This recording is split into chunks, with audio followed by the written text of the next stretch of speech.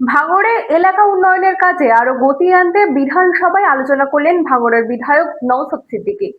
মাননীয় সদস্য শ্রী নওশাদ সিদ্দিকীকে আমি বলার জন্য অনুরোধ করছি, আপনার সবার 5 মিনিট।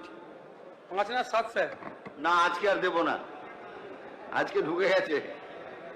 ধন্যবাদ স্পিকার স্যার।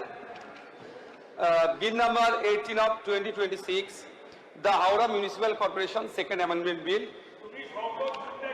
2026 এর উপরে বলতে দেওয়ার জন্য Howrah municipal corporation act 1980 section 5 এ চেঞ্জেস নিয়ে আসা হয়েছে। 50 জন কাউন্সিলরের জায়গায় 68 জন করা হচ্ছে। স্যার, এখানে অনেক প্রশ্ন থেকে যায়। দীর্ঘদিন ধরে হাওড়ায় নির্বাচন হয়নি। 2013 সালে লাস্ট নির্বাচন হয়েছিল, ডিসেম্বরের 10 ডিসেম্বর 2018 সালে এর পিরিয়ড শেষ হয়ে যায়। দীর্ঘ সময় ধরে প্রশাসক বসিয়ে এর কাজকে উত্তরানো হচ্ছিল। কিন্তু আমার এখানে সরাসরি প্রশ্ন বা জানতে ইচ্ছে করছে, হাওড়া নির্বাচন কবে হবে? কারণ এই হাওড়ার কলকাতার পশ্চিম পাশে হলেও এড়িয়ে যাওয়া যায় না। এই হাওড়া শহরের ইতিহাস দেখলে দেখা যাবে প্রায় 500 বছরের ইতিহাস। 1862 সালে এই পৌর এলাকা তৈরি হয়।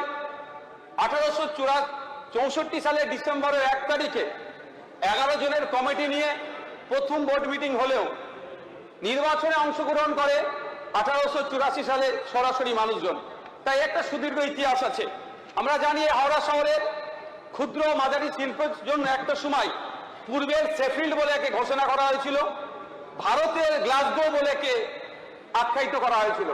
কিন্তু দুর্ভাগ্য, এখন ওখানে নাগরিক যন্ত্রণায় মানুষ পরিস্থিতিতে নাগরিকরা এখন অতিষ্ঠ হয়ে গেছে।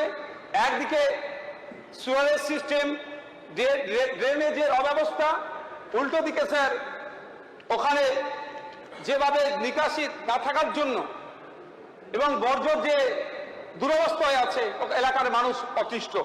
এছাড়া আমি সময় স্বল্প কয়েকটি হাওড়ার মানুষের নাগরিকদের কয়েকটি যন্ত্রণার কথা আমি উল্লেখ করতে যাই। প্রথম প্রশ্ন স্যার, নাগরিকদের হাওড়ার নির্বাচন কবে হবে? দ্বিতীয় প্রশ্ন স্যার, যে হাওড়ার মানুষের সব থেকে বড় যেটা যন্ত্রণা সেটা হচ্ছে জলবদ্ধতা। কারণ আমরা দেখেছি হাওড়া মিউনিসিপ্যাল কর্পোরেশন নিজস্ব সুয়ারেজ অ্যান্ড ড্রেজিং ডিপার্টমেন্টের প্রথম বছরের প্রধান কাজ ছিল সুয়ারেজ লাইন ক্লোজিং এর কারণে যে জল প্রতিরোধ করা। এজন্য জেট কাম সেকশন মেশিন এবং বাকেট মেশিন এর ব্যবহারের কথা এইচএমসি নিজে ঘোষণা করে। কিন্তু এই ঘোষণা করলেও এখনো দেখলে দেখা যাবে অল্প বৃষ্টিতেই হাওড়া জলমগ্ন অবস্থায় থাকে। স্যার, আমরা দেখেছি একটা রিপোর্টে যে 2024 সালে এই দুরবস্থা কাটিয়ে ওঠার জন্য 4.7 কোটি টাকা ব্যয় করে একটি মাস্টার প্ল্যানের কথা বলা হয়েছিল। তার অগ্রগতি কিরূপ আজকে হাওড়ার মানুষ জানতে চায়। চতুর্থ যে প্রশ্নটা হাওড়ার মানুষ জানতে চায়, এই জলবদ্ধতার কারণে আর্থিকভাবে তারা ক্ষতিগ্রস্ত হচ্ছে।